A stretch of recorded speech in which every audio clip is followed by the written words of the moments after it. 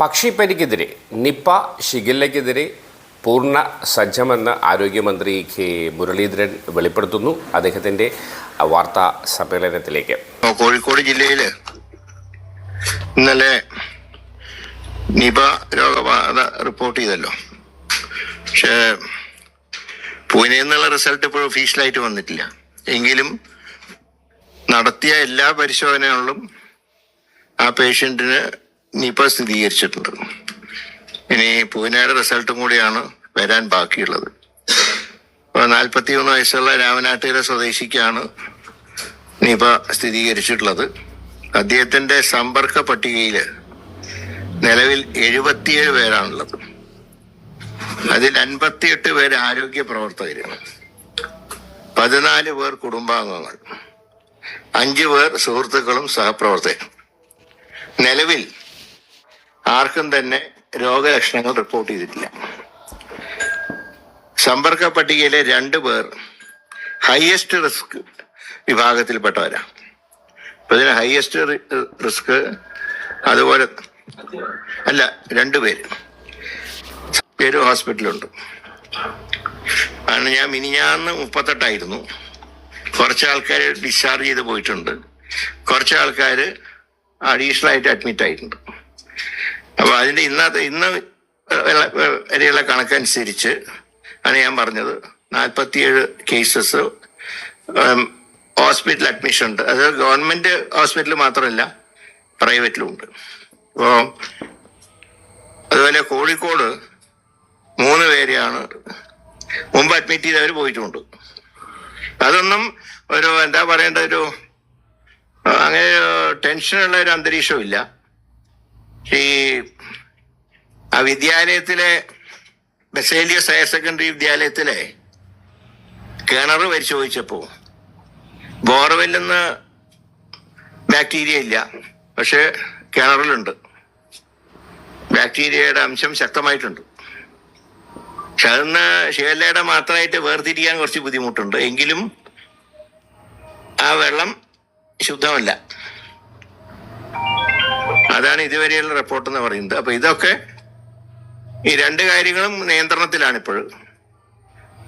എന്തെങ്കിലും കാരണവശാൽ കൂടുതൽ കേസുകൾ റിപ്പോർട്ട് ചെയ്താൽ മാത്രം കണ്ടെയ്ൻമെന്റ് സോൺ ആക്കാൻ കലക്ടർക്ക് അധികാരമുണ്ട്.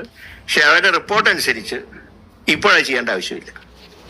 ഇതാണ് ഇത് സംബന്ധിച്ചൊരു ഗവൺമെന്റിന്റെ കയ്യിലുള്ള റിപ്പോർട്ട്.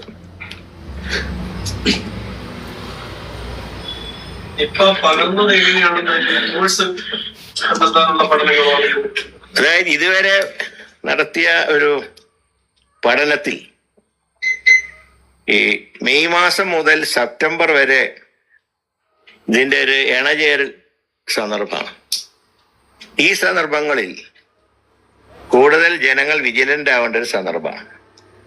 അതായത് ഇതിനെ കല്ലെറിയോ ഉപദ്രവിക്കാൻ നോക്കുമ്പോൾ ഇത് ചിറകിട്ടടിക്കുന്നതും വിസർജ്യ വസ്തുക്കളൊക്കെ രോഗം പരത്താൻ ഇടയാക്കും. ഇപ്പൊ വീട്ടിലൊരു വവ്വാലിന്റെ ഇതുണ്ടെങ്കിൽ ഉടനെ ബന്ധപ്പെട്ട അധികാരികളെ അറിയിക്കുകയാണ് ചെയ്യേണ്ടത്. അതിനെ കല്ലെടുത്തെറിയോ, അതിനെ കല്ലെടുത്തെറിയുമ്പോൾ ചിറക് വീശി ഇതാക്കുമ്പോൾ സ്വാഭാവികമായിട്ടും രോഗം വരാൻ സാധ്യതയുണ്ടെന്നാണ് ഇതുവരെ നടത്തിയ പഠനങ്ങളുടെ റിപ്പോർട്ട്. അപ്പോ വിജിലന്റ് ആവേണ്ടത് ഇപ്പൊ ഈ കേസ് നെഗറ്റീവ് ആണെങ്കിൽ ഇപ്പോ ഭാവിയിൽ ഇത് പറന്നില്ലെങ്കിൽ പോലും ഈ മാസങ്ങൾ ശ്രദ്ധിക്കേണ്ട മാസങ്ങളാണ്. മെയ് മാസം മുതൽ സെപ്റ്റംബർ വരെ ലഭ്യമായിട്ടുള്ള പഠന റിപ്പോർട്ടാണ്. ഇനിയിപ്പോ കൂടുതൽ ഇത് സംബന്ധിച്ച് ഗവേഷണങ്ങൾ നടക്കുന്നുണ്ട്. കാരണം ഇതിങ്ങനെ 2 സന്ദർഭത്തിലാണ് ഇത് കൂടുതൽ അപകടകാരിയായിട്ട് മാറിയത്. ഒന്ന്, ഇതിന്റെ ഫസ്റ്റ് റിപ്പോർട്ട് ചെയ്ത 2018 അല്ലേ, 2010 ഏറ്റവും അധികം അപകടം ഈ രോഗം മൂലം ഉണ്ടായത്. ഇതിലെ ശ്രദ്ധിക്കേണ്ട ഒരു കാര്യം, ഗോഡൌണുകൾ വൃത്തിയാക്കുമ്പോൾ അദ്ദേഹത്തിന് പറ്റിയത് അദ്ദേഹത്തിന്റെ ബിസിനസ് ആവശ്യത്തിന് ഒരു ഗോഡൌൺ വാടകയ്ക്ക് കൊടുത്തു.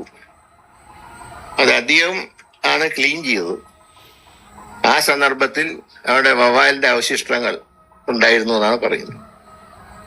അതുകൊണ്ടാണ് ഇതിലെ ഈ മാസക്കാലം വളരെ വിജിലന്റ് ആകണം എന്നുള്ള ഒരു മെഡിക്കൽ റിപ്പോർട്ട് തയ്യാറാക്കിയിട്ടുള്ളത്.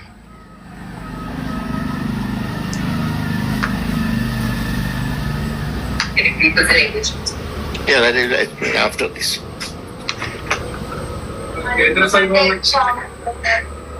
അതൊക്കെ ഇതാണ്. ഒരു മരുന്നിന് ക്ഷാമമില്ല. ആവശ്യത്തിലുള്ള മരുന്നുകൾ എത്തിക്കാനുള്ള ഏർപ്പാടുകൾ ചെയ്തിട്ടുണ്ട്. ഏതാ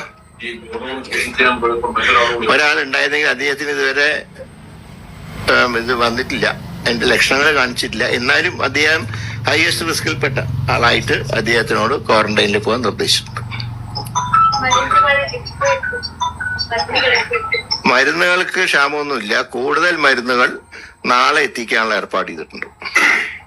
ഇതിന്റെ ഒരു പ്രത്യേക മരുന്ന് വിദേശത്ത് നിന്ന് വരേണ്ടതാണ്. പക്ഷെ അത് ചെന്നൈയിൽ ഇപ്പോൾ സ്റ്റോക്ക് ഉണ്ട്.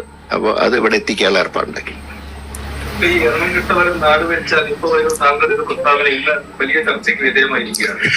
ഇപ്പൊ ഇതിന്റെ ഈ ബാക്കിലത്തെ കണ്ടില്ലേ, സർക്കാരിന്റെ ഒഫീഷ്യലാണ്.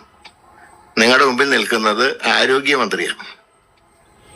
കെ മുരളീധരൻ പ്രതിപക്ഷത്തിലുള്ളപ്പോ പറഞ്ഞത് ഈ ഇരിക്കുന്ന സീറ്റിന് ബാധകമല്ല.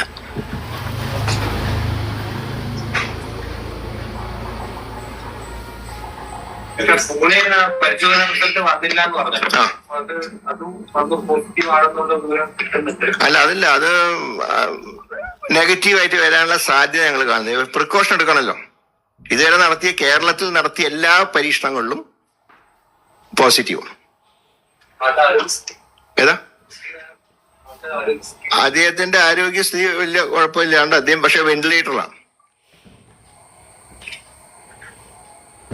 അത് അഡ്മിറ്റ് ആവുന്നത് വരെയുള്ള അദ്ദേഹത്തിന്റെ ആരോഗ്യസ്ഥിതി ഒരു ഘടകമാണ്.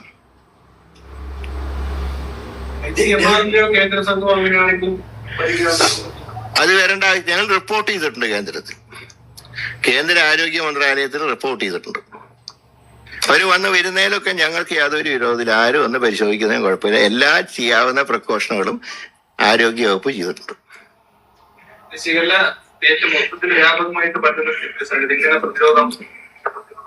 അല്ല, അതിന് പ്രതിരോധത്തിനുള്ള മാർഗങ്ങൾ നമ്മൾ കൊടുത്തിട്ടുണ്ട്. എല്ലായിടത്തും വൃത്തിയായി സൂക്ഷിക്കണം. പകരുന്ന രോഗമാണ്.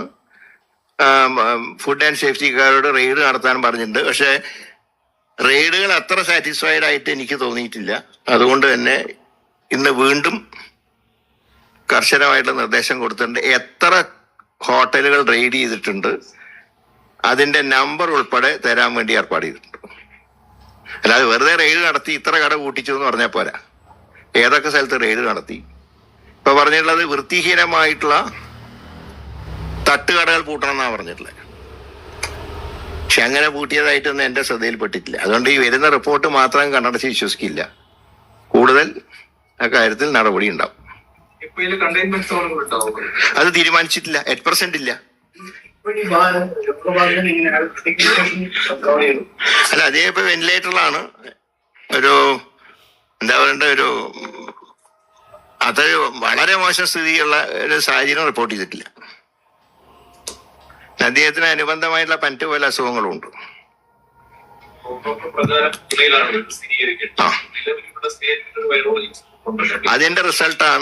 അതിന്റെ റിസൾട്ടും പോസിറ്റീവാണ്. അല്ല, നമ്മുടെ എല്ലാ മാർഗവും നോക്കണമല്ലോ. പൂനെയിലാണ് സ്ഥിരമായിട്ട് ചെയ്യാറുള്ളത്. അപ്പൊ അതാണ് ഇപ്പൊ സെൻട്രൽ ഗവൺമെന്റ് ഒക്കെ അത് കൺസിഡർ ചെയ്യുന്ന അതാണ്. അതുകൊണ്ടാണ് പറഞ്ഞത് അതിന്റെ താഴെയുള്ള എല്ലാ ഘടകങ്ങളിലും പോസിറ്റീവ് ആയത് കൊണ്ടാണ്. അല്ലെങ്കിൽ അവിടുന്ന് വരുന്നവരെ കാത്തു നിന്ന രോഗം പടരില്ലേ. ഇനിയിപ്പോ തന്നെയാണ് എന്നുള്ളൊരു രീതിയിലാണ് ഗവൺമെന്റ് മുന്നോട്ട് പോകുന്നത്.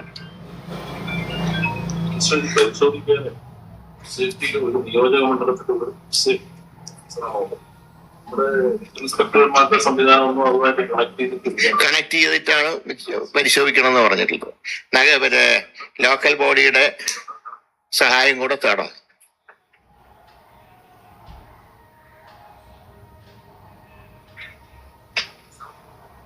ഈ രാമനാട്ടുകര ഈ വിഷയത്തിൽ തന്നെ ഞാൻ എം എൽ എ ആണ് വിളിച്ച് സംസാരിച്ചിരുന്നു. റിയാസാണ്. അദ്ദേഹം കലക്ടർ ബന്ധപ്പെടാൻ പറഞ്ഞിട്ടുണ്ട്. എല്ലാ ജനപ്രതിനിധികളുമായിട്ട്.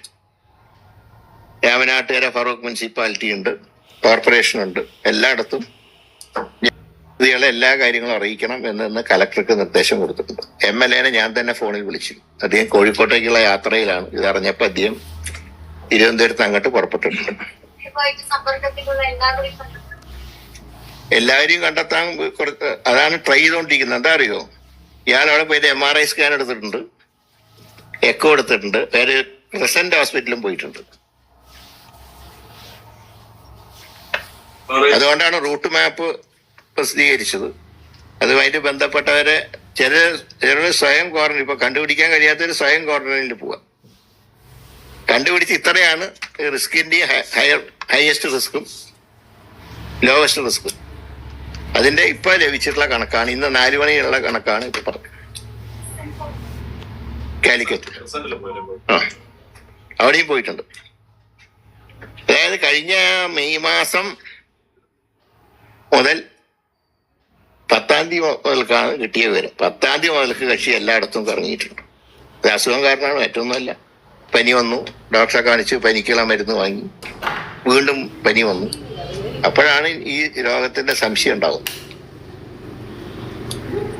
ശരി. പിന്നെ ക്വാറന്റൈനിൽ പ്രവേശിക്കാനുള്ള KHRWSന്റെ ഒഴിഞ്ഞ കെട്ടിടമുണ്ട്, അവിടെ ഏർപ്പാട് ചെയ്തിട്ടുണ്ട്. പ്രത്യേക സോണായിട്ട് വെച്ചിട്ടുണ്ട്.